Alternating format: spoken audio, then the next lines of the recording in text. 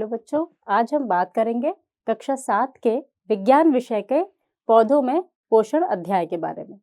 तो पौधों में पोषण, तो बच्चों जो पोषण होता है वो जंतुओं में भी होता है और पौधों में भी होता है, लेकिन इस अध्याय में हम पौधों में पोषण की बात करेंगे। तो सबसे पहले बात आती है कि ये पोषण होता क्या है।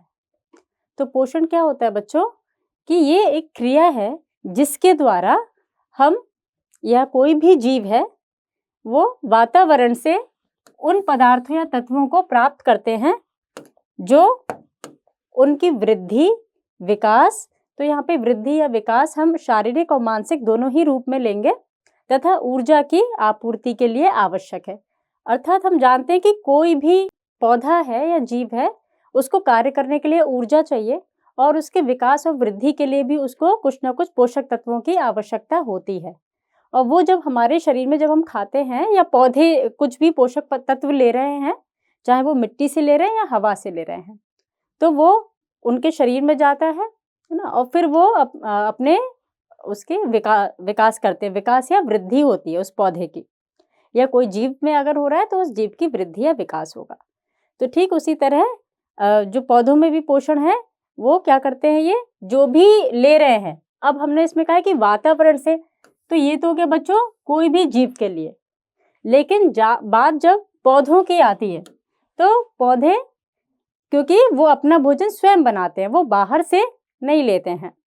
बाहर से उसके लिए कच्चा पदार्थ लेते हैं, जैसे हवा है, सूर्य का प्रकाश है या खनिज लवण है, ये सब वो बाहर से लेते हैं। लेकिन खाना वो स्वयं बनाते हैं और फिर वो जो भोजन है वो उनके पूरे शरीर में जाता है और उससे उनके शरीर की वृद्धि, विकास होती है। तो उसी को हम पोषण कहते हैं। तो ये एक तरह से क्या है बच्चों, एक तरह से ये क्रिया है जिसमें कोई भी पोषक तत्व जो जाता है पौधों में वो उनके वृद्धि और विकास और ऊर्जा की आपूर्ति में सहायक होता है। जैसे ये आप देख रहे हो, कोई भी हम अनाज खाते हैं तो इनसे हमें क्या मिलता है बच्चों, पोषक तत्व मिलते हैं। अब ये जो पोषक तत्व है ये कहाँ से आते हैं, इसमें पौधों में वो खुद बनाते हैं। तो पौधे जो पोषक तत्व होते हैं वो खुद बनाते हैं, जिनको हम ग्रहण करते हैं। कोई भी आप पौधा खाते हैं बच्चों तो उसमें बहुत सारे तरह के पोषक तत्व, जैसे विटामिन है, खनिज लवण है ना, बहुत तरह तरह के, और प्रोटीन है, वसा है, कार्बोहाइड्रेट है, ये सब क्या है, पोषक तत्व है, जिनको जब हम लेते हैं तो हमारे शरीर में पोषण होता है। तो ये सारे जो पोषक तत्व हैं, कार्बोहाइड्रेट वगैरह, वो सब पौधे स्वयं निर्माण करते हैं। अच्छा, जब हम पोषण की, जैसे हमने कहा कि ये क्रिया है जिससे कोई भी जीव क्या करता है, अपने शरीर की वृद्धि या विकास, है ना, या फिर उसके ऊर्जा में कोई भी कार्य करने में वो सहायक होते हैं। तो इस तरह से जब हम देखें पोषण की बात हमने की, तो हमने कहा कि हम लोग तो बाहर से ले रहे हैं, पौधों से ले रहे हैं, या कुछ लोग जो मांस भी खाते हैं, मीट भी खाते हैं, तो वो पौधों से भी ले रहे हैं और जंतुओं से भी ले रहे हैं, उनका दोनों तरह से पोषण हो रहा है। लेकिन जो पौधे हैं बच्चों वो अपना भोजन कहाँ से लेते हैं, वो अपना भोजन स्वयं बनाते हैं।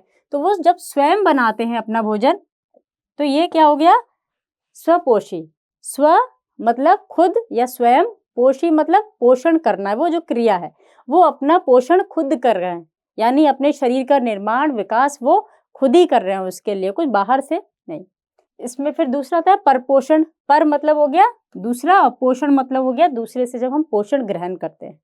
जैसे हम लोग या कोई भी जीव, पौधों को छोड़ के जितने भी जीव हैं वो सब किस में आएंगे बच्चों, परपोषण में, क्योंकि वो अपना पोषण किसी ना किसी जीव से ले रहे हैं, डायरेक्ट या फिर इनडायरेक्टली।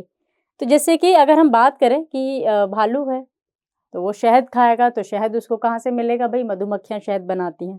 या हम लोग जो भी खाना खाते हैं बच्चों, जैसे कोई भी अनाज खा रहे हैं या फल खा रहे हैं, सब्जियां खा रही हैं, तो वो सब कहाँ से आ रही है, पौधों से। तो सही मायने में देखा जाए तो हमें पोषण कहाँ से मिल रहा है, पौधों से मिल रहा है। ये जितने भी शाकाहारी जीव है वो सब पौधों पर निर्भर करते हैं, तो वो पोषण कहाँ से ले रहे हैं, पौधों से। पौधों से उन्हें वो पोषक तत्व मिल रहे हैं जिससे उनके शरीर की वृद्धि और विकास हो रहा है। ठीक उसी तरह से जो मांसाहारी जीव है वो केवल मांस से अपना पोषण ले रहे हैं, पोषक तत्व ले रहे हैं, और उसी से उनके शरीर की वृद्धि, विकास और ऊर्जा कार्य करने के लिए मिल रही है। तो इस तरह से जो पोषण होता है उसको हम दो उसमें वर्गों में बांट सकते हैं, एक स्वपोषण और परपोषण। स्वपोषण यानी वे जीव जो अपना भोजन स्वयं बनाते हैं। इसमें जितने भी पौधे हैं वो सभी आते हैं, लेकिन कुछ पौधे ऐसे भी होते हैं बच्चों जो अपवाद हैं, अर्थात वो अपना भोजन स्वयं नहीं बनाते हैं, कुछ कीटों को खाते हैं, जैसे कीटभक्षी पौधे इस तरह के।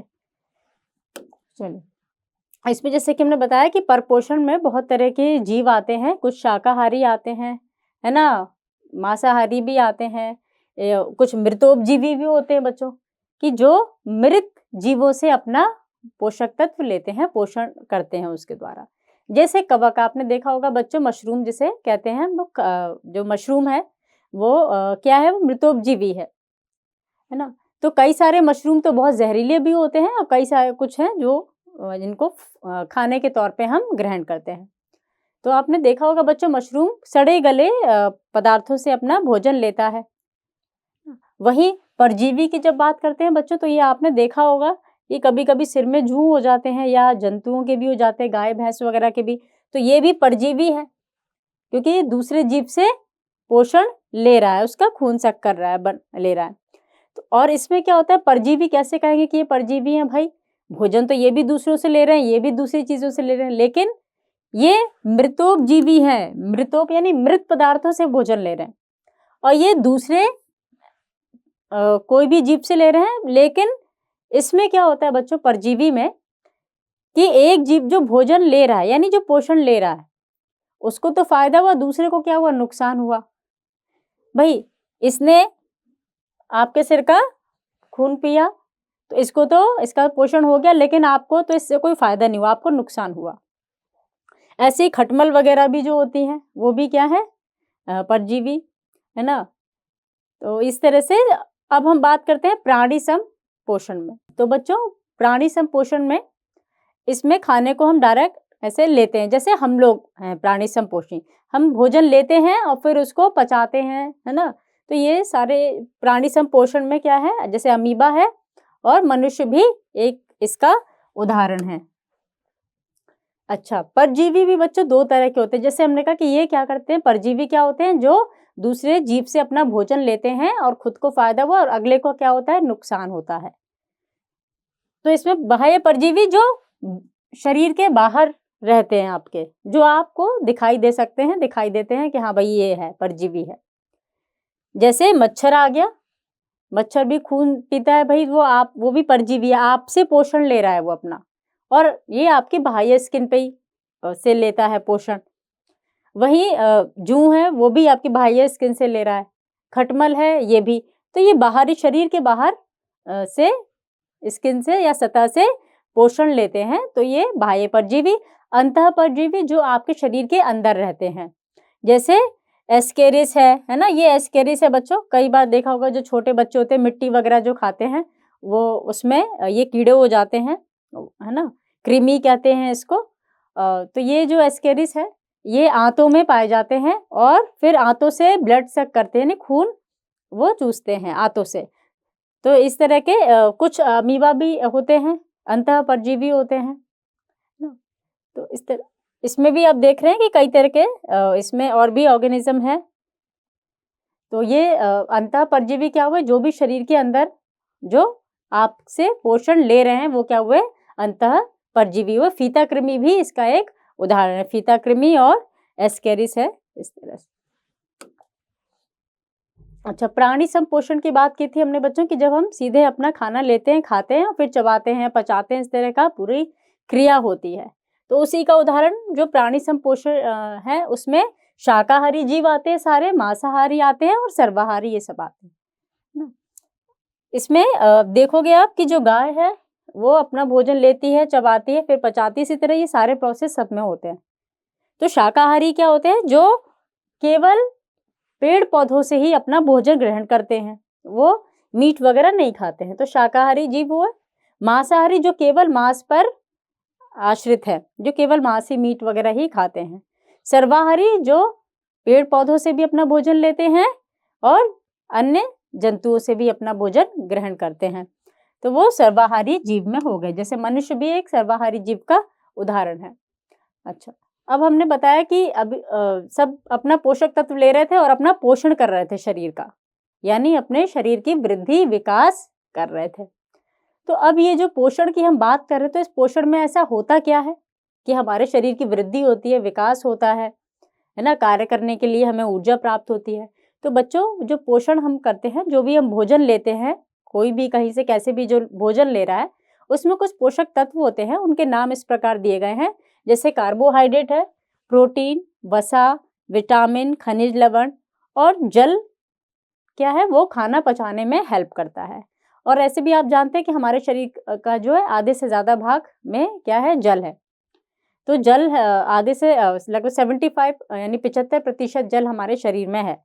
हमारी हर कोशिकाओं में काफ़ी मात्रा में जल है, तो ये ज़रूरी है। उसके अलावा ये सारे जो पोषक तत्व हैं, अब ये जंतुओं से भी मिल सकते हैं या पेड़-पौधों से भी मिल सकते हैं। अब जैसे हमने बताया था कि भाई खाना तो पेड़-पौधे ही बनाते हैं, जंतु नहीं बनाते, तो जंतुओं से खाना कैसे मिला हमें? क्योंकि जंतु पेड़-पौधे को खा रहे हैं। तो वो खाना क्या हुआ, उसके अंदर चला गया खनिज लवण, खनिज पोषक तत्व उसके अंदर चले गए, फिर उसको जिसने खाया उसके अंदर, फिर उसको जिसने खाया उसके अंदर, ये जो पोषक तत्व हैं इस तरह से एक से दूसरे जीव में जाता रहता है, एक श्रृंखला सी बन जाती है।